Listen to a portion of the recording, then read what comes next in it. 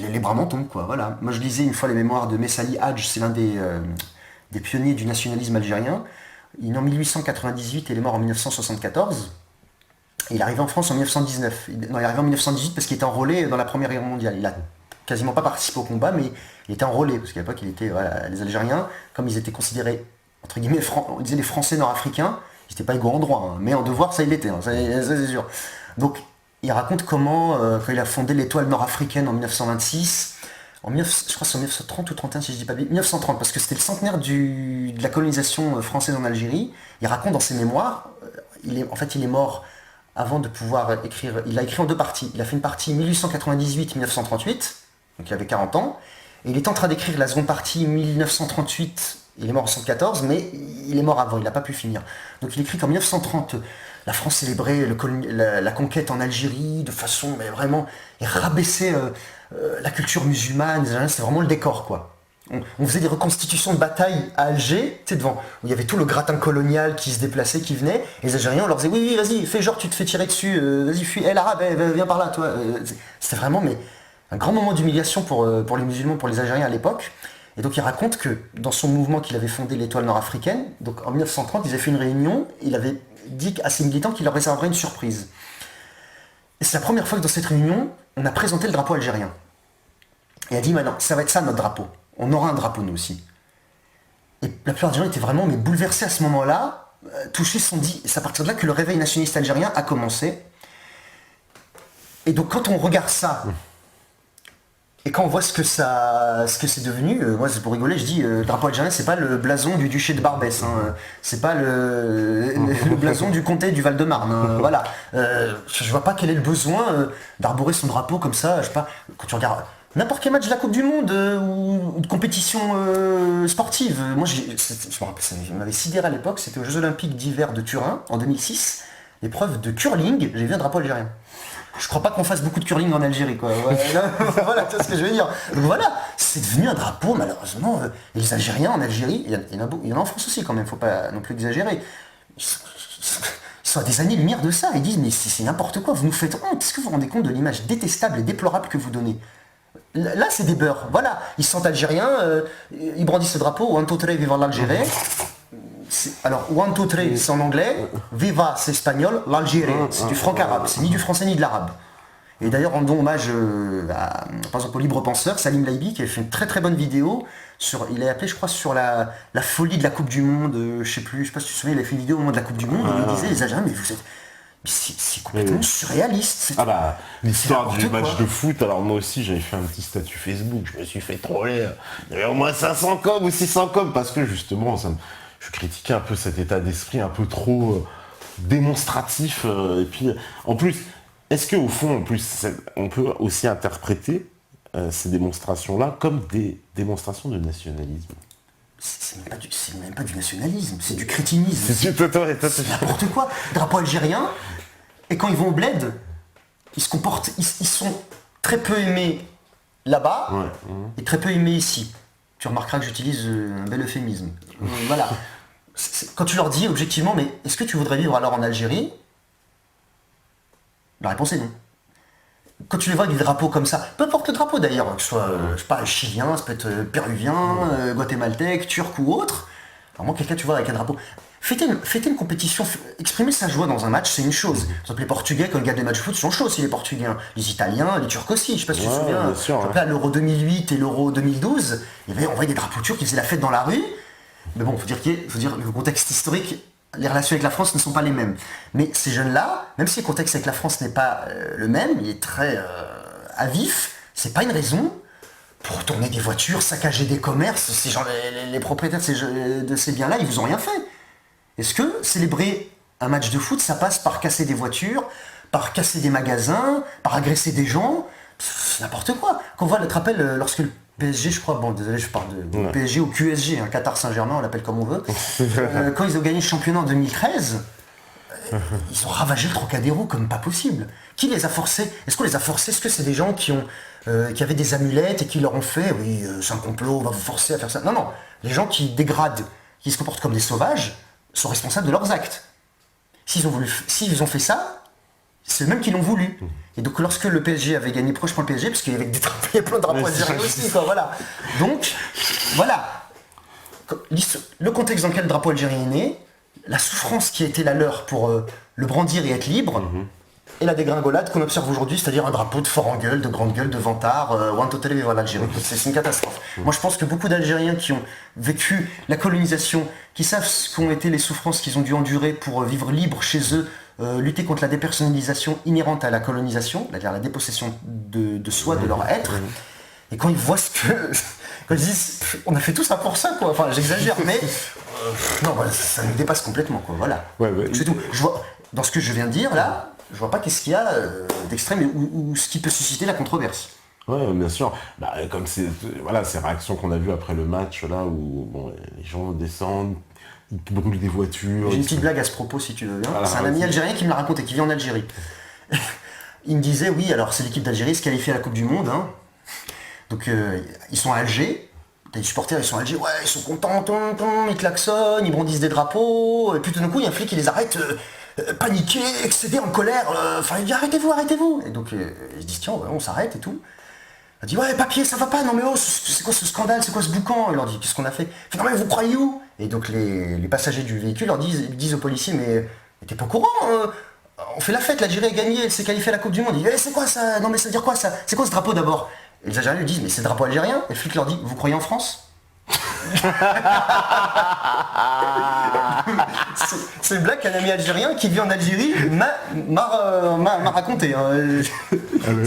C'est pas une blague de je sais pas d'F de souche ou de ce que je sais pas quoi. Donc voilà, non, mais le drapeau algérien, c'est pas central hein, dans mon livre. Hein, voilà, non, c'est quelqu'un. Mais c'est pour rigoler. Mais ouais. Tout en restant sérieux. T'es taquin quand même là-dessus, quoi. Voilà. J'essaie d'être, voilà, 2 degrés. On essaie d'avoir deux registres de lecture. On peut faire passer des messages en étant très sérieux, très pointu. Et voilà, en faisant preuve d'humour, de dérision sur soi. Quoi, voilà. Non, c'est pour ça que de toute façon, je parlais de voix du milieu. C'est parce que je trouve que t'es assez juste. Ça va quand même. T'essayes d'avoir une voix où voilà, tu critiques l'attitude de certains, comment dire, qui vont en faire trop, voilà, selon toi, comme Zemmour ou quoi, des gens les gens qui, je supporte pas les gens qui prétendent être courageux en tapant sur l'islam. C'est faux, tout le monde tape sur l'islam. Voilà, taper sur l'islam au nom des droits de l'homme et de la République, il est à l'Académie française maintenant. Alors qu'il il est parrain d'Al-Iqra. Quel malhonnête, mais quel malhonnête, voilà, c'est tout. Et puis, taisez-vous, je l'ai condamné. Enfin bon, bref, voilà, c'est dire à quel point l'intellect français est tombé vraiment bas, quoi. Donc voilà, tu tapes sur ça, et puis tu tapes sur, on va dire, les racailles, les wesh, comme il les appelle derrière Boézie. Alors déjà, c'est pas lui qui les appelle comme ça. J'ai déjà entendu, c'est vrai que c'est pas son expression. Déjà, il faut dire d'où ça vient. En dialecte maghrébin, plus algérien, en fait, wesh, ça veut dire quoi? Quand on se salue entre personnes, on dit salam alaikum. Wesh la baisse, ça va. Wesh je dis, par exemple, on dit quoi de neuf? Et wesh, ça veut dire quoi? Et beaucoup de maghrébins à partir de l'adolescence, à partir des années 80, surtout 90, comme ils commençaient un peu à se sentir rejetés, bon, pour des raisons ici, Y ou autres, on peut expliquer, c'est vrai, le racisme ça existe, hein, mais voilà, faut pas dire que c'est pas la France, c'est pas un pays raciste dans son ensemble, quoi. Voilà, faut être un peu honnête. Mais beaucoup de maghrébins, à partir du collège, ils développaient un petit sentiment communautaire, mais qui était ridicule là pour le coup. Ils se sentaient musulmans, mais juste pour le ramadan, pour montrer qu'on fait le ramadan, on se la raconte, pour montrer aux autres qu'on n'est pas comme vous. Je sais pas si tu vois un peu ce que je veux dire. Et donc beaucoup, ils disaient « Salut, ouais, je la baisse !» Et donc mélanger le français et d'arabe, et pour montrer... Quand ils saluaient des Français, moi je voyais à l'école, au collège, quand ils saluaient comme ils disent, des babtous, ils disent « Salut, ça va ?» Mais entre maghrébins, entre potes rebeux, ils disent « Salut, ouais, je la baisse !» C'est pour ça, wesh, c'est pour ça, à force, à donner wesh, en fait. Donc parce qu'on utilise souvent le mot wesh, mais ce serait bien de dire d'où il vient, en fait. Voilà. Et puis c'est devenu une expression en banlieue, quoi. Wesh, voilà. Wesh, c'est dire quoi, en fait, dialecte maghrébin. C'est passé dans le dialecte français, on va dire. Beaucoup de mots d'argot français viennent de l'arabe, bien sûr. Il y a des mots argot qui viennent de très très vieux, comme je sais pas, bicrave, la chourave, daron, ça vient du 19e siècle. Moi je me rappelle une fois, quand j'étais au collège, on étudiait un extrait des Mystères de Paris d'Eugène Sue, c'est un roman que j'aime beaucoup. Et à un moment, on voit dans le texte, on voit daron. Et nous, on se dit, oh madame, oh là là, Eugène Sue parle comme une caïra. On se dit, mais qu'est-ce qui se passe? Et la prof dit, mais vous croyez que vous avez inventé quoi? Vous n'avez rien inventé, daron c'est vieux. Bicrave, Chourave ou autre, je sais pas, c'est très très vieux. Mais l'argot français actuel, contemporain, il était enrichi par beaucoup d'emprunts à l'argot maghrébin et d'Afrique noire. Parce que Baptou, à la base, c'est Toubab. C'est Toubab, ça vient du Wolof, Toubab, ça veut dire blanc. Voilà, c'est pas péjoratif à la base, Toubab, mais Baptou, en verlan, et puis la façon dont certains disent Baptou, c'est un peu péjoratif. Le chip, là, comme ça, moi je le fais pas bien. Peut-être que ce sera mieux. Voilà, ces argots. Les Gouer, alors Gouer, ça vient de l'argot algérien, c'est ça? En fait, Gaouri, c'est le français, c'est ça? C'est en arabe, c'est le mot goy arabisé. D'accord. C'est ça, Gaouri. Gaouri. Et quand on dit Gouer, c'est au pluriel. Gaouri, c'est au singulier. Gouer, c'est au pluriel. En fait, en arabe, c'est Goy, c'est les juifs séfarades qui disaient Gouer pour les non-juifs. Parce que le Goy, c'est celui qui n'est pas juif. C'est un péjoratif, c'est celui qui n'est pas juif, tout simplement. Comme en arabe, par exemple, on dit l'Ajami, c'est celui qui n'est pas arabe. Tous les peuples, toujours, pour désigner l'autre, tous les autres, ils font un peu une espèce d'ensemble monolithique. Par exemple, les Grecs, on disait un barbare, c'est quelqu'un qui n'était pas grec. Il n'y a rien de péjoratif. Après, par la suite, ça a pu prendre un sens péjoratif. Mais pour Gaouri, beaucoup de Maghrébins, quand ils disent Gaouri, pour les Français, ils ne savent pas que même ils sont des Gaouri. Parce que c'est le mot goy, mais arabisé. Voilà, c'est un peu des messieurs Jourdain du Gaouri. C'est des Gaouri qui s'ignorent, on va dire. Alors, des Gaouri qui s'ignorent. Écoute, je crois qu'on va faire c'est l'heure de la première pause. D'accord. Si mon négro est prêt à la régie, c'est bon. On fait la pause et on revient juste après. À tout de suite. Voilà, donc de retour sur la libre antenne, toujours avec Anis. Anis, voilà, donc ton livre Les galets dans la boue. Est-ce que je pourrais dire quelque chose sur le titre Oui. Pourquoi le titre Galets dans la boue? En fait, c'est une métaphore. En fait, la boue, c'est la boue du nivellement par le bas, de la sous-culture américaine dans laquelle on évolue, du tout marchand. Et les galets, en fait, c'est les galets qui permettent de se repérer dans la boue, c'est les galets historiques et culturels des peuples, de tous les peuples quels qu'ils soient. C'est les galets qui permettent de se repérer dans la boue, dans cette boue vraiment du nivellement par le bas, du politiquement correct, de la flagornerie, du mensonge, et pour y échapper. Donc voilà pourquoi j'ai choisi le titre, donc abécédaire, galets dans la boue. D'accord. Voilà.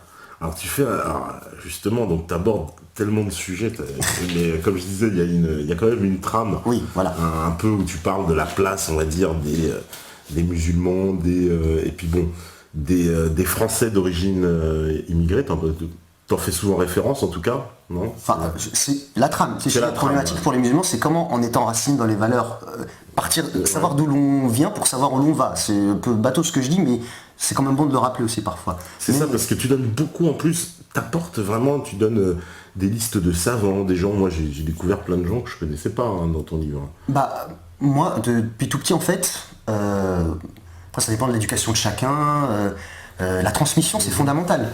Et on voit aujourd'hui, avec l'éducation nationale, ce qu'elle fait aujourd'hui, qui essaie de casser à tout prix cette transmission pour faire de plus en plus de zombies.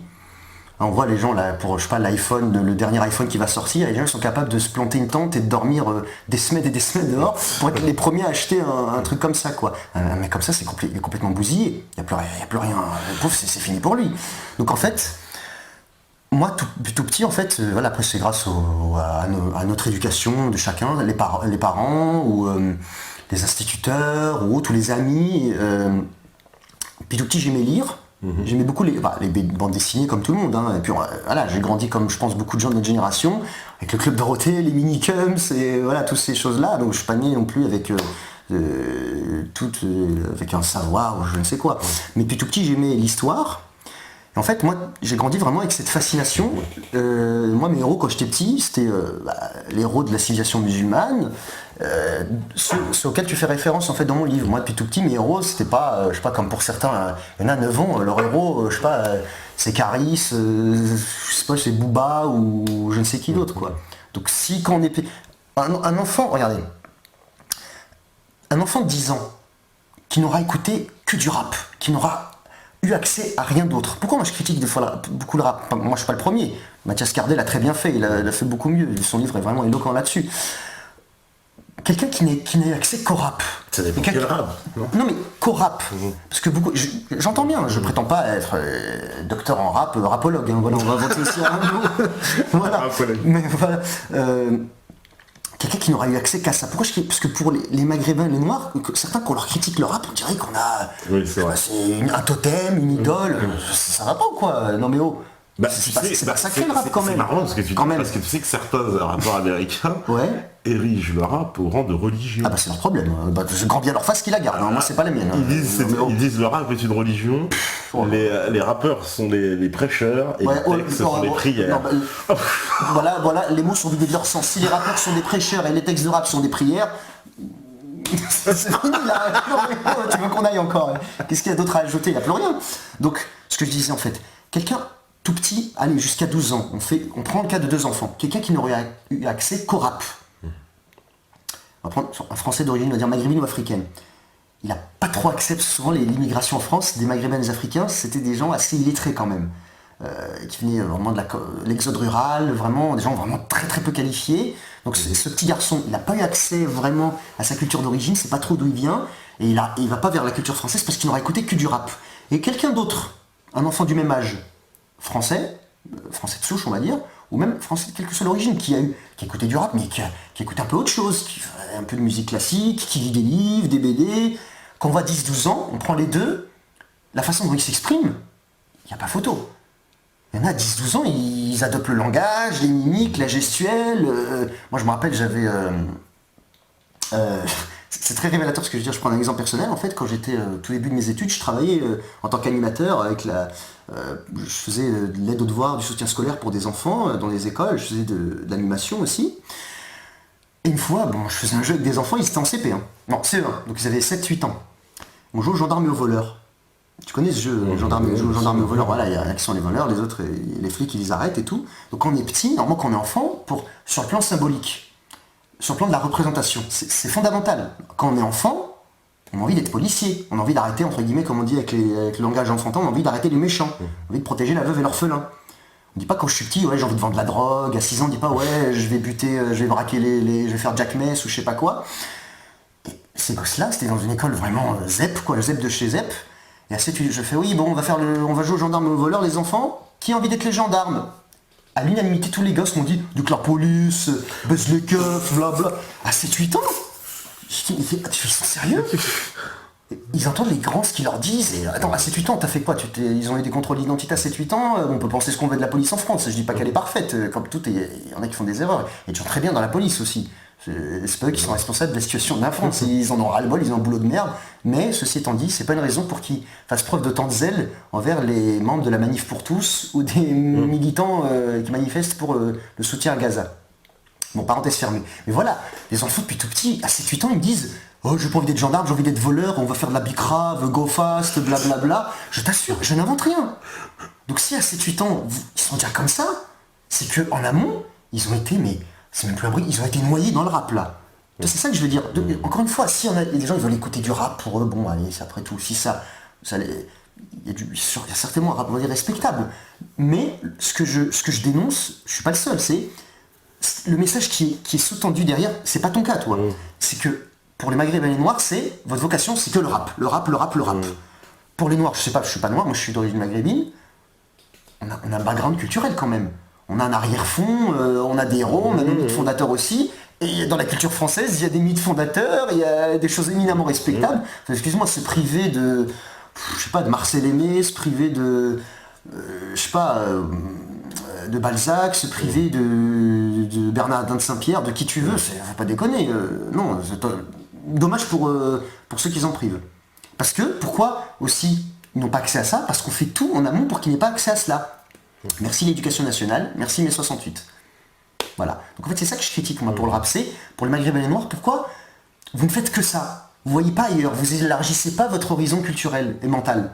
Vous faites tout pour rester dans ce ghetto. Alors certes il y a eu des pièges, certes on vous a mis plein de bâtons dans les roues, mais vous faites tout pour vous y plonger allègrement en fait. Et est-ce que tu es d'accord que le fait que, si tu veux, il y a une espèce de reproduction des élites, mais il y a aussi justement une reproduction du bas peuple, parce qu'en fait, à force de l'enfermer, de s'enfermer comme ça, la preuve, tu cherches pas à t'élever. La preuve avec mon exemple, c'est un exemple, ça pourrait être anodin, mais il est vraiment révélateur, je trouve. Avec des enfants de 7-8 ans, la reproduction. À 7-8 ans, ils disent nique la police, baise les keufs, on fait de la bicrave. Non, go fast. Il m'a dit go fast à 8 ans, le gars. Mais ça va. Il n'avait pas de vélo, quoi. Non, mais voilà, même pas la trottinette. Après manger le petit suisse correctement, après on en reparle. Je veux dire, bon voilà, c'est ça en fait qui est vraiment déplorable. Donc, plus le temps passe, c'est ce qu'on disait, ceux de la génération des années 50, 60, 1910, il y avait déjà des difficultés. On voyait déjà les dernières barres d'immeubles HLM en France, elles ont été construites en 73. Après, ils n'ont plus reconstruit de barres HLM. Ils se rendaient compte à l'époque que c'était horrible ce qu'ils avaient fait. Ils avaient défiguré la France, quoi. Quand on pense à ce que c'est que l'île de France, ça veut dire ce que ça veut dire, île de France. C'est le domaine royal du Capet. Quand tu vois Saint-Denis, la basilique de Saint-Denis, c'est là que sont enterrés les rois de France. Et à côté, t'en as, ils vendent du crack, quoi. Donc, c'est vraiment... voilà. Donc oui, il y a une reproduction des élites, et une reproduction du bas peuple. Contrairement à ce que l'éducation nationale, le système veut nous faire croire que c'est la méritocratie, qu'on est dans un régime, il n'y a pas de népotisme, l'affaire Jean Sarkozy et l'EHPAD est bien évidemment là pour nous le prouver. Enfin, voilà, on peut multiplier les exemples, Thomas Fabius aussi, ses frasques, voilà, encore récemment, là, on a... Bon, voilà, on n'a pas envie de tirer dans une ambulance, mais ils l'ont vraiment cherché. Thomas Thévenoud, j'ai de la phobie administrative. On l'a tous, la phobie administrative. Ça fait plaisir à personne de vouloir remplir ses papiers, faire ses déclarations d'impôts, comme pour tout le monde, c'est un casse-tête. Il oublie de payer aussi, la phobie. Il oublie de payer, je sais pas, son kiné, ce truc. Mais vraiment des gens petits. Normalement, on se dit, quand des gens vraiment aisés, au contraire, ils sont en général, enfin, c'est ça l'image qu'on a, quelqu'un vraiment d'aisé, mais qui va pas étaler sa richesse. Il va plutôt être sobre en général. Il sait ce que c'est que l'argent, il sait d'où ça vient normalement. Il paye argent compte, enfin il paye en temps et en heure normalement. Alors oui, payer, dans ce cas, on a tous de la phobie administrative. Refaire sa carte d'identité, c'est chiant. Refaire son passeport, c'est chiant. Faut faire la queue. Et oui, faut faire la queue. Faut prendre le ticket, aller s'asseoir, attendre que la dame t'appelle. Souvent, elle n'est pas aimable parce qu'elle n'est pas hyper bien payée et qu'elle fait ça toute la journée. Oui, alors c'est le même cas pour tout le monde, quoi. Donc oui, reproduction des élites, reproduction. Des schémas parce que dans les banlieues, quoi. Voilà, dans les banlieues, on a l'impression, si tu veux, en plus, alors, justement, je vais faire la transition avec aussi un point que tu abordes dans ton livre, c'est-à-dire que, justement, le fait que les choses restent figées comme ça, toi, tu parles à un moment donné, et ça, j'ai trouvé ça super intéressant, tu parles des musulmans, et tu dis que beaucoup de musulmans pensent que l'islam étant tellement parfait, qu'eux-mêmes sont parfaits, et qu'ils ne cherchent jamais le moyen de se perfectionner, pour le coup. De s'améliorer. En fait, je parle c'est dans mon article sur Malek Benabi. Voilà. En fait, c'est quelqu'un aussi qui m'a beaucoup marqué. Alors, Malek Benabi, vocation de l'islam. Voilà. En fait, Malek Benabi, c'est un penseur algérien qui est né en 1905 et qui est mort en 1973. Et il est passé à la postérité, on lui doit d'avoir forgé le concept de colonisabilité. Colonisabilité, voilà, exactement. Parce que c'est un mot qui revient souvent sur Internet, et souvent on lui rend pas hommage, on rend pas à César ce qui est à César. Le mot colonisabilité, c'est Malek Benabi qui l'a forgé. Et c'est deux ouvrages vraiment que j'encourage, en priorité vraiment les musulmans, quoi. Lisez pour une fois, enfin... si, franchement, lisez. C'est pas difficile quand même.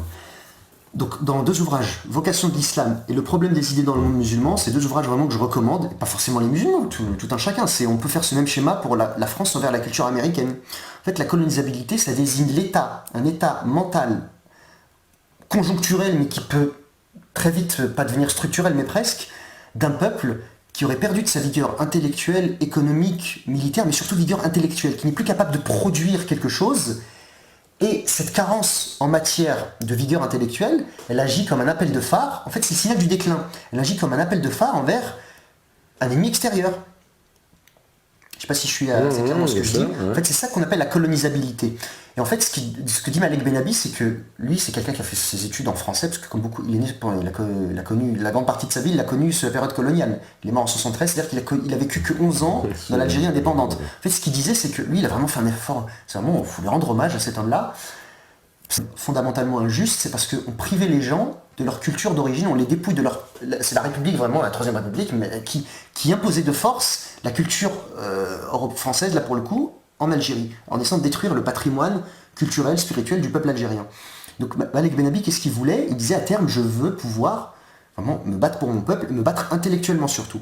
Parce que c'est la mère des batailles, la lutte idéologique, la lutte intellectuelle. En fait, lui, ce qu'il voulait à terme, c'est être capable vraiment d'écrire tout de A à Z en arabe. Ses premiers ouvrages, il les avait écrits en français. Il avait fait un peu d'études en arabe, dans l'éducation basique, mais toute sa vie, il n'aura eu de cesse que de se perfectionner, de s'améliorer, de se réapproprier son moi culturel. Et puis ce qu'il disait, c'est que si à terme on se bat pour notre indépendance, c'est pour après être totalement autonome et indépendant. Mais il n'a pu s'empêcher de faire un constat amer, c'est qu'il écrivait tous ses ouvrages, à la fin, toutes ses conférences et ses cours, ses séminaires, il les faisait en arabe. Mais il y avait une chose de très très juste, qui est vraiment d'actualité, il disait, on a gagné la guerre sur le plan, on va dire, comme ça, militaire, on a acquis notre indépendance, on a fait partir on a chassé le colonialisme, mais la lutte sur le plan de la colonisabilité, on l'a perdu. On l'a perdu. Parce que jusqu'à maintenant, les Algériens en France sont toujours un peu, pas tous, hein, on va dire un peu fascinés par la France, le Maghreb en général d'ailleurs, mais l'Algérie un peu plus parce que c'est mais l'Algérie, est-ce que c'est pas particulier, est-ce que l'identité algérienne c'est pas bâtie contre l'identité française? Ça c'est un petit peu, comment dire, c'est un peu réducteur de dire ça. C'est beaucoup de gens qui, en fait, un truc aussi qui m'agace beaucoup, c'est que beaucoup de Français, notamment ceux d'origine, enfin pieds noirs ou autres, mais un peu la propagande coloniale dit que oui, l'Algérie c'était pas un pays, ça n'existait pas.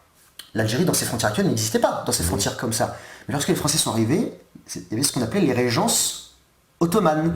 C'était des dépendances de l'Empire ottoman. Donc il y avait la régence d'Alger, à sa tête il y avait le Dey d'Alger, Dey c'est un mot turc, il y avait le Bey de Constantine, donc à l'est, et il y avait le Bey d'Oran. Donc c'était 3 États semi-autonomes. En fait, la marque de pouvoir en terre d'islam, c'est la monnaie et le nom du souverain dont on va parler au moment du sermon de la prière du vendredi. Donc ces 3 États-là, à Alger, Constantine et Tunis, ils avaient la monnaie turque, ils savaient que c'était le sultan ottoman qui était leur chef, on va dire, suprême. Enfin, pas chef suprême, mais vraiment leur chef d'État lointain. En fait, ils étaient un peu vassaux de l'Empire ottoman, de ce qu'on appelle la Sublime Porte. La Sublime Porte, c'est le surnom qu'on donne au gouvernement impérial ottoman à Istanbul. Donc, ces États reconnaissaient l'autorité, la suzeraineté du sultan à Istanbul, mais ces États avaient une diplomatie qui leur était propre, ils avaient un drapeau qui leur était propre, et ils avaient aussi une monnaie. Il y avait la monnaie turque qui circulait, mais leur monnaie locale qui circulait. Et dans les sermons, lors des prières du vendredi, ils disaient oui, Dieu, bénis-nous, enfin, les prières qu'on dit d'habitude tout à la fin pour clore la prière. Ils disaient protège le souverain, et protège aussi notre souverain ici localement. Qu'est-ce qui a déclenché, on oublie de le rappeler ça, la conquête de l'Algérie? Parce que sous le Directoire, la régence d'Alger avait vendu des quantités énormes de blé à la France, au Directoire. Et ça n'avait jamais été payé. Et ça avait traîné. C'est l'ambassadeur. Et le Dey avait engagé sa fortune personnelle. Et si le Dey d'Alger avait vendu, il avait des relations commerciales avec la France, c'est bien la preuve que c'était un État qui avait une quasi-souveraineté. Elle était vraiment largement autonome de la porte. Donc dire l'Algérie n'existait pas dans ses frontières actuelles, oui, mais dire qu'il n'y avait rien, qu'il n'y avait pas d'État, pas de peuple, pas de structure, c'est mensonger, malhonnête et totalement faux, il faut le dénoncer. Non mais l'identité algérienne, c'est-à-dire telle que... Est-ce que finalement même ce nationalisme algérien très exacerbé aujourd'hui, c'est pas la réaction d'un nationalisme français qui, dans son temps aussi, était pour les Algériens exacerbés? Je terminerai juste. Donc, après, le Dey, il avait réclamé que la dette soit payée, et en 1827, le consul de France à Alger, il a eu une audience auprès du Dey. Ça s'est très mal passé. Le consul du Danemark était présent à ce moment-là. Le consul du Danemark, il est chrétien, lui, on ne voit pas pourquoi il serait pour les musulmans, mais même lui, il le dit. Le consul français, De Waal il s'appelait, qui n'était pas du tout aimé par Charles X à l'époque, et la monarchie française, il n'aimait pas du tout, c'était un peu entre guillemets un pourri, on pourrait appeler ça un pourri.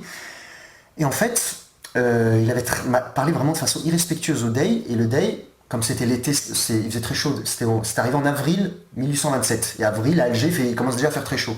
Donc il avait un éventail sur lui, un chasse-mouche, et pour congédier le consul, il a un peu, on va dire, souffleté au visage. En gros, sort de là, dégage. Parce qu'il avait mal parlé, il avait manqué de respect devant toute sa cour. Et pour le souverain, te faire insulter devant toute ta cour, voilà. Je sais pas, imaginons qu'à l'époque, sous Louis XIV, l'ambassadeur d'Autriche ou l'ambassadeur d'Angleterre, il lui parle mal devant toute la cour. Est-ce que Louis XIV aurait laissé passer cela? Non.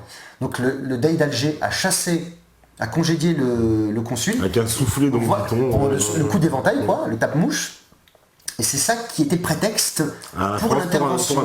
Mais en fait, elle s'est servie de plans qui ont été tracés par un espion de Napoléon en 1808.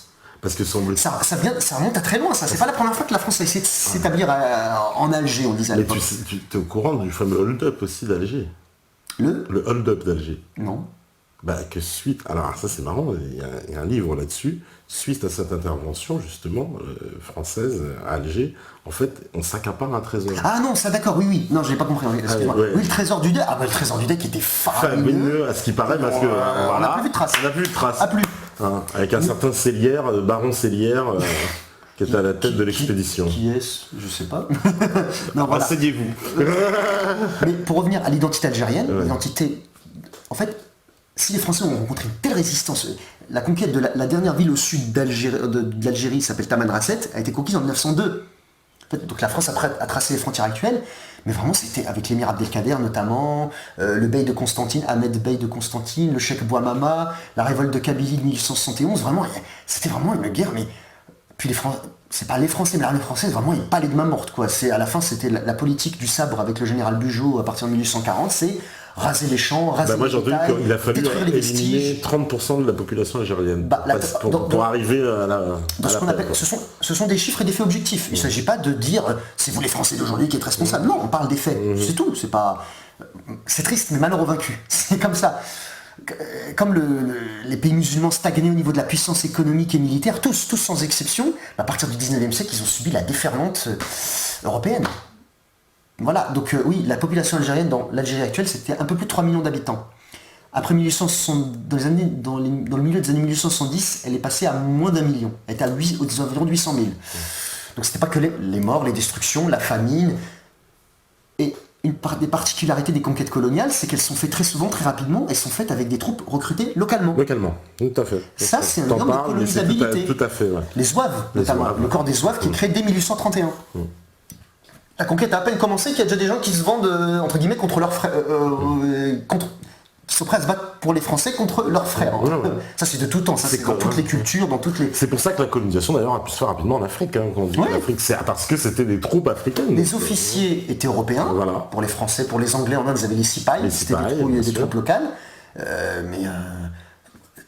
Voilà. Donc, il y avait une identité algérienne créée, mais comme elle était menacée de disparition, vraiment, c'est pas du tout pour exagérer. C'est normal qu'en face, ils ont développé un discours, un renforcement en opposition au colonialisme français qui les menaçait. Donc il est normal qu'en face, les nationalistes algériens, petit à petit, ont développé quelque chose. C'était la vie ou la mort, là. C'était pas de quartier. Donc voilà. Donc souvent, il y a la propagande de gauche qui dit « Oui, les colonisés se sont servis des idéaux de droits de l'homme pour réclamer leur liberté. » Excusez-moi, pour le cas de l'Algérie, en 1931, donc après le centenaire qui célébrait la conquête de l'Algérie, a été fondée en Algérie l'association des oulémas musulmans d'Alger. Quasiment tous les nationalistes algériens, membres du FLN et après de l'ALN, sont passés par cette association. C'est-à-dire qu'ils ont fait leur classe, ils allaient à l'école, c'est un réseau d'écoles dans toute l'Algérie, fondé par le cheikh Abdelhamid Ibn Badis. Je le dis volontairement en français pour que les gens comprennent.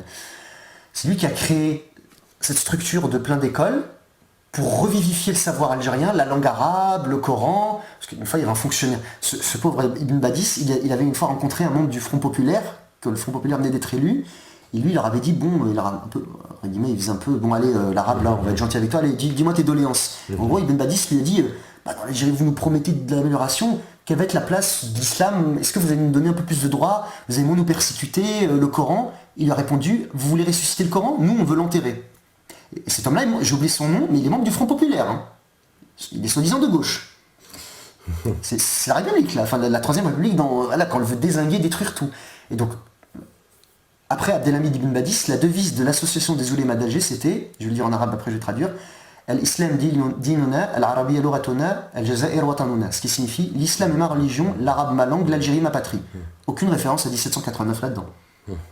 Donc, c'est un peu ça le défaut de l'ethnocentrisme occidental, c'est de toujours voir chez les autres, même quand ils vous ont vaincu, oui mais c'est grâce à nos idéaux qu'on leur a donné qu'ils ont pu nous battre. Non, ils ont puisé eux-mêmes dans leur trésor culturel, dans leurs ressources, pour les chasser.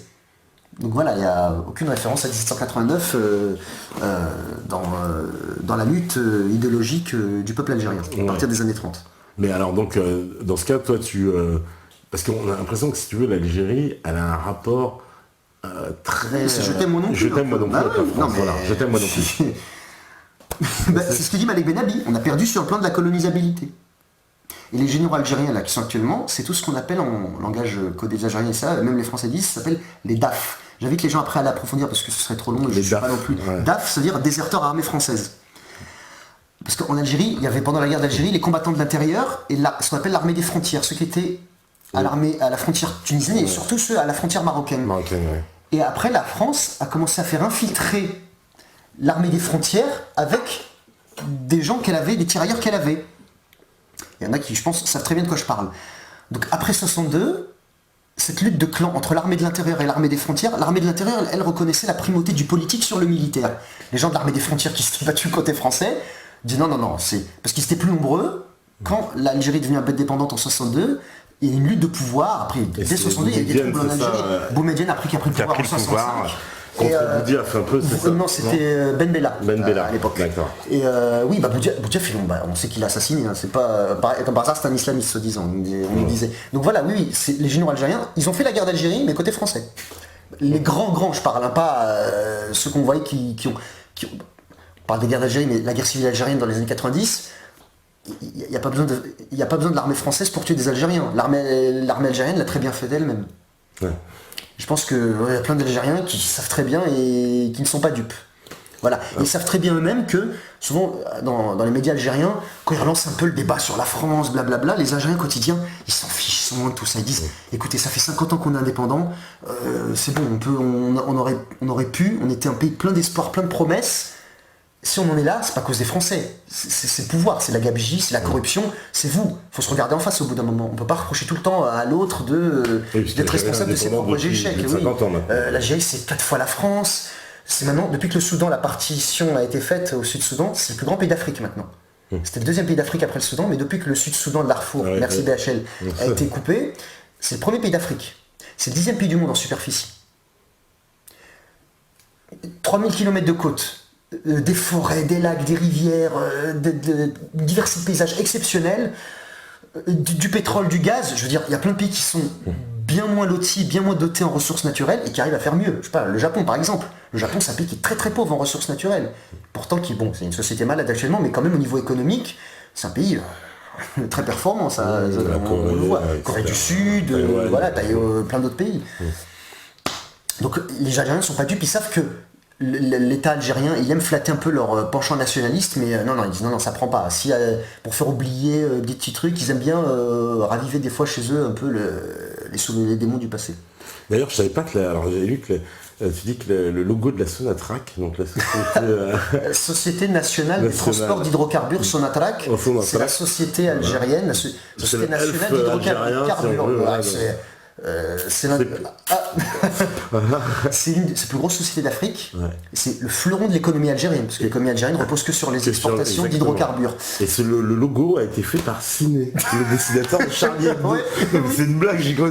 Pour rigoler, j'ai dit, même dans l'Algérie indépendante, Ciné est une référence sine qua non. Même une référence française est une référence sine qua non dans l'Algérie indépendante, quoi. C'est énorme. C'est énorme. Parce qu'à l'époque, c'était Jacques Vergès et Ciné étaient très amis. Parce que Jacques Vergès, on le connaît, il est mort maintenant, qui s'est beaucoup impliqué dans la défense. Donc Jamila Bouhired, qui l'avait défendu, qui l'avait épousé par la suite. Ouais. Et il avait amené Ciné. Là aussi, on voit le mensonge gauchiste, parce que Ciné, pour ceux qui le connaissent, il en tient une couche. Lui, il soutenait anticolonialisme, blablabla, et il allait sur place à Alger. Il s'est dit, on va collaborer un journal de dessin de caricature, tiers-mondiste, révolutionnaire. Et là, il s'est rendu compte que la culture gauchiste, ça n'a pas pris en Algérie. Son journal, il a très très vite, il a dit je me barre, parce qu'il voulait tout le temps faire des dessins vulgaires, en dessous de la ceinture à des pâquerettes. On a des scènes, il racontait dans le film de Barbet Schroeder, L'avocat de la terreur. C'est un film d'entretien avec Jacques Vergès, je sais pas si tu connais, ça s'appelle L'avocat de la terreur. On voit Jacques Vergès comme ça sur l'affiche, qui mime d'être menotté. Petite anecdote, dans ce film, au moment où on lui dit oui, à la question, on me demande est-ce que vous défendriez Hitler? Mais je défendrais même Bush. Voilà, pour lui, il répond, ça veut dire ce que ça veut dire.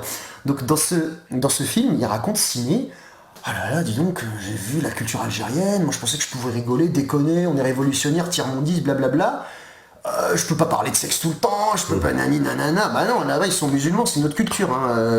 Patrick Sébastien tournait les serviettes, non, ça marche pas là-bas. Voilà. Donc c'est pour ça que souvent les gauchistes, ils n'arrivent pas à se représenter le réel tel qu'il est.